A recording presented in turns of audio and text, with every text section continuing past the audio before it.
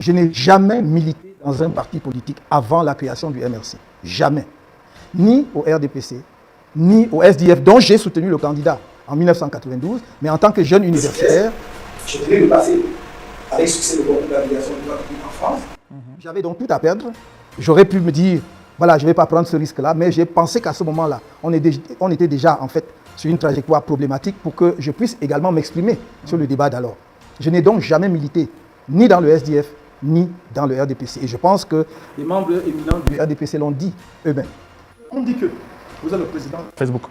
Est-ce qu'il y a les élections là-bas? Et c'est quand qu'on fait les élections dans Facebook?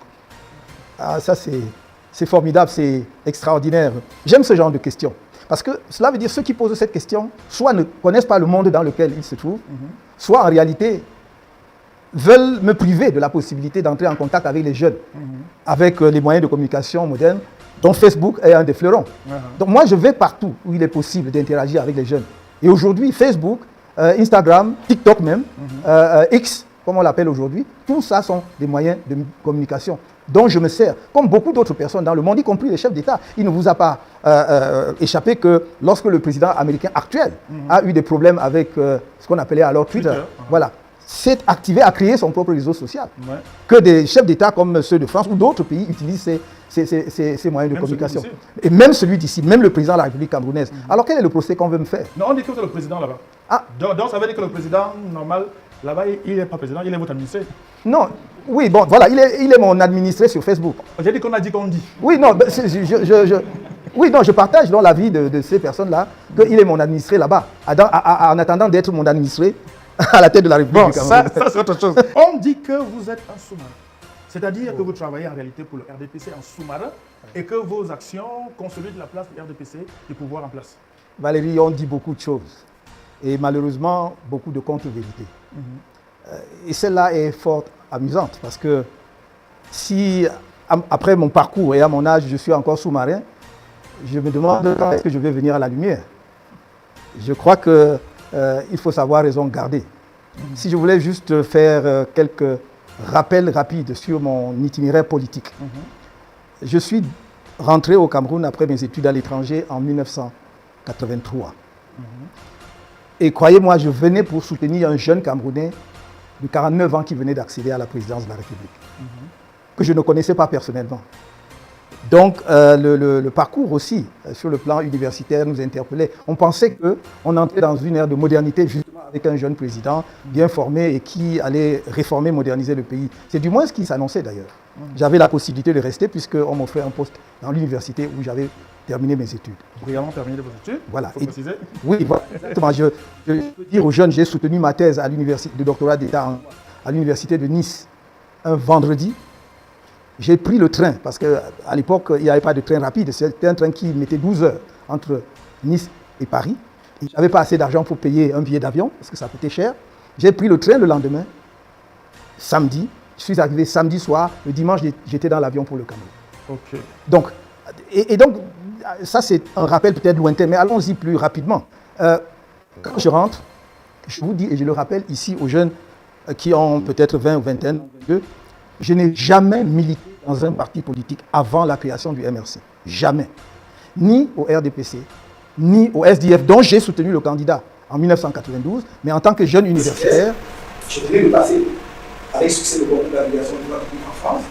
J'avais donc tout à perdre. J'aurais pu me dire, voilà, je ne vais pas prendre ce risque-là, mais j'ai pensé qu'à ce moment-là, on était déjà en fait sur une trajectoire problématique pour que je puisse également m'exprimer sur le débat d'alors. Je n'ai donc jamais milité, ni dans le SDF, ni dans le RDPC. Et je pense que les membres éminents du RDPC l'ont dit eux-mêmes. Bienvenue au café-restaurant africain Le Maillot Jaune. Au Maillot Jaune, c'est le chic, la classe, le glamour et l'ambiance est assurée par les meilleurs idées de la place bruxelloise. Le café Le Maillot Jaune vous fait déguster les meilleurs mets africains et plus précisément camerounais. Et sans oublier le spécial week-end tarot qui va de vendredi dans l'après-midi jusqu'à dimanche X heure. Le café-restaurant africain Le Maillot Jaune est situé au cœur de Bruxelles, juste à 3 minutes à pied de la gare du Midi, à l'adresse 41 rue des Deux Gares, Anderlecht 1070 Bruxelles. Téléphone fixe 0032 258 108 et 93. Le café-restaurant africain Le Maillot Jaune est ouvert tous les jours de 10h jusqu'à X-heure. La référence, c'est au café-restaurant africain Le Maillot Jaune. Ici, c'est pas là-bas. Et là-bas, c'est pas ici. Alors d'où vient-il qu'on veuille absolument aujourd'hui faire croire aux jeunes Camerounais que je serai sous-marin? Et pourquoi faire donc? Sous-marin, pourquoi faire? Puisque je n'ai jamais caché, dans le gouvernement de M. Paul Biya. Et peut-être il y aura l'occasion de revenir là-dessus. Je participe à la campagne de 1992 et je poursuis ensuite tranquillement mon travail à l'université. Personne ne vous dira qu'entre 1992 et pratiquement ma nomination au gouvernement en 2004, il ne m'est jamais vu. Ni dans les rangs du RDPC, ni dans les rangs du SDF. J'étais à l'université, je faisais mon travail. J'ai enseigné pratiquement dans toutes les universités camerounaises, pas les plus récentes parce que je suis à la retraite depuis quelques temps maintenant, mais dans toutes les universités et les établissements publics d'enseignement supérieur. L'ENAM, par exemple, IRIC, qui est mon établissement de base et bien d'autres. Donc, pourquoi est-ce qu'on veut absolument, moyennant des mensonges, créer justement une fausse polémique? Non, je ne suis le sous-marin de personne. Ok, on continue le Congo-Ça, parce que ici le Congo-Ça va glisser. Alors, on dit que vous avez dit que vous allez organiser, si vous êtes à la présidence, la Coupe du Monde au Cameroun en 2038. Absolument. Alors, quand on fait un calcul rapide, vous serez plus très jeune, en 2038. vous êtes très gentil, c'est très subtil de votre part.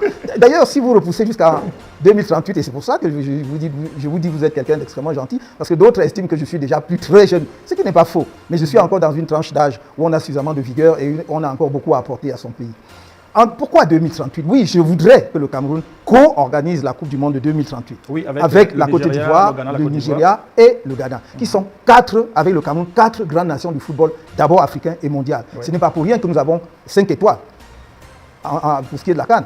Ce n'est pas pour rien que dans le monde entier, on respecte le Cameroun parce que c'est nous qui avons permis à l'Afrique d'avoir des places supplémentaires à la Coupe du Monde. Tout à fait. Et donc cela mérite aujourd'hui que nous puissions prétendre à l'organisation de la Coupe du Monde. Mais pourquoi je choisis celle de 2038? D'abord parce que celles avant sont déjà prises. Deuxièmement, parce que ça nous laisse le temps de nous mettre à niveau. Alors, pour répondre de façon très précise à votre question, pourquoi est-ce qu'au Cameroun en particulier, mais peut-être en Afrique de façon générale, on pense que quand un chef d'État commence un projet, il doit le terminer. Je ne dimensionne pas le Cameroun et l'avenir du Cameroun à ma propre temporalité, c'est-à-dire à ma durée d'existence sur la Terre. Je mets en perspective des idées et d'autres vont continuer. Tenez par exemple, les Jeux Olympiques organisés par la France en 2024 ont été gagnés de haute lutte par le président français Jacques Chirac devant Tony Blair. D'ailleurs, c'était vraiment une bataille entre la France et la Grande-Bretagne. Mais est-ce que c'est lui qui a organisé les Jeux Olympiques? Non, c'est M. Macron. Ok, donc ça veut dire que... Je cite encore deux autres. Afrique du Sud. C'est Mandela qui obtient l'organisation de la Coupe du Monde de 2010, mais ce n'est pas lui, c'est Zuma qui fait la Coupe. Et on peut prendre la Coupe du Monde de 2014 au Brésil avec le président Lula, mais c'est Dilma Rousseff qui va faire cela. Donc moi, je voudrais que la Coupe du Monde soit premièrement une occasion extraordinaire de rassemblement national, de mobilisation, mais en réalité de mise à niveau du pays parce que ça va nous obliger à nous donner les moyens d'être à la hauteur de l'événement. Cela veut dire beaucoup d'investissement dans les infrastructures de transport. Nous n'allons pas demander aux gens de venir et de voir l'état de notre voirie actuelle ou de marcher dans nos grandes villes à pied. Donc il va falloir investir par exemple dans les moyens de transport, dans l'hôtellerie, dans les activités commerciales et dans beaucoup d'autres. Pour moi, c'est au-delà du projet sportif, c'est un projet économique. C'est une mise en perspective du pays pour l'avenir. Alors, ce Congo-Ça nous amène deux sous-Congo-Ça.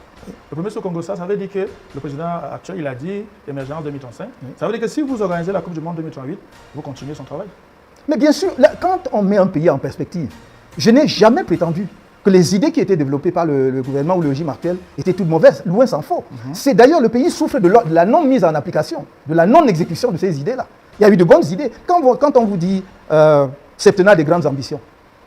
Il y avait les barrages et un certain nombre de choses. Mais vous êtes, comme moi, témoin de ce que ces barrages ont été soit exécutés. Pour ceux qui ont été exécutés très tardivement, avec beaucoup de retard, ce qui fait qu'on n'a pas résorbé le déficit énergétique qu'on avait. D'autres n'ont même pas du tout été exécutés. Et quand enfin on a exécuté quelques-uns, ils ont été mal exécutés avec des défauts de construction. Donc ce n'est pas l'idée de départ qui est mauvaise. C'est la mise en œuvre et tout ce qui va avec. Par conséquent, si effectivement on devait remplacer le président actuel, il faudrait que l'on travaille activement pour que le pays soit...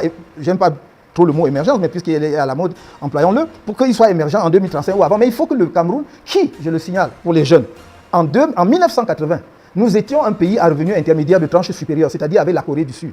C'est-à-dire ce sont des pays qui, en une génération, devaient être des pays développés, industrialisés. Et vous voyez bien que nous avons régressé. C'est ça c'est factuel. Et c'est ce que nous devons combattre. C'est-à-dire que le projet national doit être un projet que l'on passe de génération à génération. Voilà. Et donc, pour cela, il faut avoir une vision partagée avec les jeunes en particulier, parce que c'est à eux. C'est pour eux qu'on balise le chemin, c'est eux qui vont prendre. Et il faut qu'ils comprennent le projet et qu'est-ce que c'est que l'intérêt national. Il y a quelque chose que nous n'avons pas encore compris suffisamment en Afrique, c'est l'intérêt national. Vous ne pouvez pas bâtir un pays ici. Ensemble, collectivement, vous n'avez pas défini ce que vous comprenez, ce que vous entendez, par intérêt national. Parce que personne ne va s'écarter de l'intérêt national. Le deuxième sous-Congo-ça, c'est qu'est-ce que le call-boxer ou la Bayam Selam ou le Ben Skinner, qu'est-ce qu'il va gagner ici à la Coupe du Monde ici? Il y a déjà eu une CAN ici. Oui. Ça n'a pas beaucoup bougé les lignes. Oui. Qu'est-ce qu'ils vont gagner concrètement? Salut les amis, aujourd'hui on dit stop aux tracasseries pour envoyer de l'argent à nos proches en Afrique. Il suffit juste de télécharger l'application TapTapSend. Et lorsque vous téléchargez l'application TapTapSend, lors de votre premier envoi, utilisez mon code promo NOSABI, N-O-S-A-B-Y, tout en majuscule. Et lorsque vous utilisez mon code promo, vous bénéficiez de 5 € si vous résidez du côté de l'Europe. Et si vous résidez du côté des États-Unis ou du Canada, vous allez bénéficier de 10 $. Avec TapTapSend, même étant couché sur ton lit ou dans ton lieu de service, n'importe où, il suffit juste de sortir ton téléphone. En 2 minutes seulement, tu as déjà envoyé l'argent à tes gens en Afrique. Et tous les envois coûtent 2 € seulement. Merci de l'exemple de la CAN. Mais est-ce que nous avons fait la CAN avec le niveau infrastructurel d'investissement économique et tout cela qui avait été annoncé? Non. C'est pour ça que la Bayam Salam, la call-boxer, n'a rien gagné. Parce qu'on avait annoncé, par exemple, à Olembe, un hôtel de 4 ou 5 étoiles. On avait annoncé plusieurs autres terrains, y compris plusieurs autres aires de jeu, y compris des piscines olympiques, etc. etc. Cela n'a pas été réalisé. Mais revenons-en au Bayam Salam. Si vous voulez moderniser, par exemple, prenons notre capitale, vous devez moderniser la capitale, il faut le faire en tenant compte de tous les opérateurs. Vous ne pouvez pas croire que vous allez oublier justement la Bayam Salam et la call-boxer. Notre vision, notre projet, c'est de travailler avec eux. Et au lieu qu'on occupe la chaussée de façon anarchique, nous allons faire comme dans beaucoup d'autres pays, c'est-à-dire des marchés spécialisés, de grands marchés. Parce que pourquoi est-ce que tout le monde s'agglutine au même endroit? Parce que les gens, un jour, je vais vous dire... Parce qu'il y a plus de clients pour la route que dans les marchés. Exactement. Mais tout à fait. Exactement. Vous avez répondu. C'est-à-dire, j'ai posé la question un jour à des jeunes qui vendent sur l'avenue Kennedy. J'ai dit, mais pourquoi chaque fois on vous chasse, vous revenez? Et ils m'ont dit non, nous n'avons pas de problème. Mais si on veut déplacer tout le monde, qu'on déplace donc tout le monde au même endroit. Parce que les clients vont... Voilà. Donc si, pendant que nous sommes à Bangomo, d'autres restent à Kennedy, mais ils vont vendre et nous, on ne va rien vendre. Mais si vous dites donc, voilà, nous avons un marché des vivres ou de produits vivriers, où on va trouver nos produits vivriers agricoles que nous connaissons, les fruits et légumes, à tel endroit, chaque Camerounais sait que si je veux acheter des légumes, des bananes, des plantains, le manioc et tout ça, je vais à tel endroit, les mamans vont se déplacer là-bas. Il faut non seulement les déplacer là-bas, ne pas les jeter comme à la poubelle dans une... Il faut moderniser, aménager. Si vous voulez accueillir la Coupe du Monde, il faut avoir envie d'amener les gens dans ce marché-là. Donc ça veut dire que vous allez aménager une plateforme commerciale qui puisse accueillir cela dans la propreté, mais aussi pour notre hygiène. Donc voilà ce qu'elle va gagner. Ok. Alors, dernière question de cette rubrique. On dit que vous avez une mémoire d'éléphant. C'est-à-dire que vous vous souvenez de tout. Ah.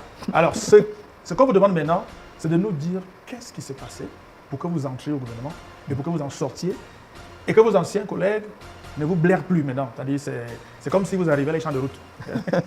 Donc, qu'est-ce qui s'est passé? Merci de me prêter une mémoire d'éléphant, mais je peux effectivement dire j'ai un cerveau qui tourne bien. Ok. Pour l'instant. Qu'est-ce qui s'est passé? Je suis entré au gouvernement à la demande du gouvernement. C'est-à-dire sur une démarche du gouvernement. Et je vais vous dire ce que j'ai déjà dit à diverses occasions et que certains ne veulent pas entendre.